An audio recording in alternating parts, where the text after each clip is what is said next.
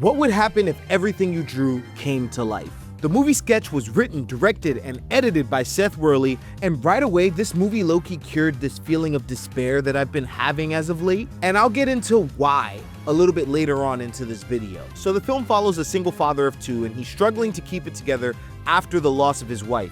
His daughter, Amber, lashes out by drawing all of her most violent fantasies into a little notebook. But then her brother, Jack, discovers a lake that can bring her drawings to life, and now it's up to them to stop their town from being consumed by monsters. The film's world premiere was originally in 2024 at the Toronto International Film Festival. It stars Emmy winner Tony Hale, who also served as one of the producers on the film, and Janet from The Good Place, Darcy Caden. Now, low-key, I watched this movie by mistake. I was looking for movies to watch, and I saw Sketch. I was like, didn't this movie come out last year with Zachary Levi, that purple crayon movie? And then it says from Seth Worley, and I'm like, the same Seth Worley that I grew up on? And this is why this movie kind of cured me of like my little pit of despair that I was in. When I saw Seth Worley's name, I was proud. Welcome to another episode of Calyx Encounter, and if you've been here before, Calyx. Growing up, the way I know of Seth Worley is from his short films, and the reason why is because not only would he make these films, but I was watching these films from Seth Worley because I was learning visual effects, and he was using plugins for After Effects created by Red Giant, and oh my goodness, I found them all so cool. There was like this pizza short film where like things were like teleporting. I remember Go Bag being so cool. It just followed some girl and she was running from what I remember, a helicopter. And it's like, as a kid, watching this and seeing that this guy wrote, directed, and edited and did the visual effects, I'm like, oh, this is what's possible. This is like, what, 10 plus years ago. I'm watching these channels like Film Riot, Freddie Wong, Corridor Digital, Seth Worley. One thing that I always wondered to myself was like, why aren't they making feature films? Obviously, I was much younger. Now, understanding that, you know, things cost money, it's like, who's going to fund this project? How are we gonna get this made? And so when I watched this movie, all I needed to do was see the name, and I was like, I'm sold, I'll watch it just to support it, because it's like, I just love the whole independent spirit, the whole thing of like, just doing it yourself. And you could kind of see that in the movie Sketch, and not in a bad way.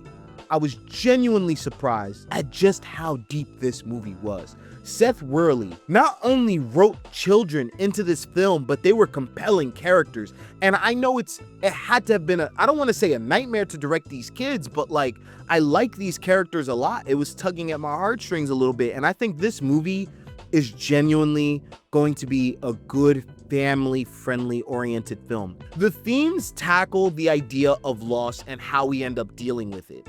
And one thing that I respect about this movie is that I know this movie is geared towards kids, but it also respects the kids. You know, as I was like watching this, it felt like, when I think back on it, Inside Out. And I know that that was the approach that they were going for. And some of the behind the scenes stuff, and I've heard Seth Worley say this is Jurassic Park meets Inside Out. And it's very funny because one of the things that I sat there and thought about was, this movie would have been really interesting if it was animated. It felt very Pixar. It felt very much so like, if Disney Pixar picked this up, this would have been $1 billion hit. The visual effects, somehow, I don't know how he did it, but it looked really good. This is an independent film. Like, you could tell on the screen it's a small budget, but those visual effects, bro, I looked at the credits.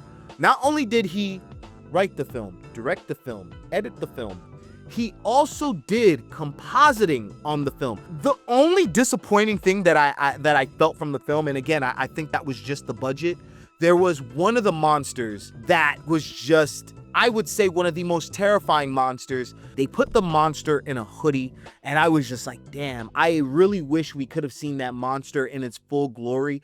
I don't know if that would have ended up changing the rating of the film, but it was a scary monster, and the visual effects were so good. This film was so deep thematically that I almost feel like the best parts were when the children were just communicating with each other, when the father was unpacking his shit, right? It almost feels like the monsters were a distraction. Yes, it's part of the film, but there were so many monsters that were introduced and not properly used that it almost just felt like, all right, we could have cut that out. I know they're cool. I know it's interesting, you know, for the kids to see and stuff like that, but we didn't need that. I think I really would have wanted to lean a little bit more into how these kids were feeling. I couldn't help but recognize that it reminded me so much of Shark Boy and Lava Girl. The idea of dreams and drawing and journals and, you know, imagination. Like, I saw parallels there. I don't think Seth Worley meant to do that.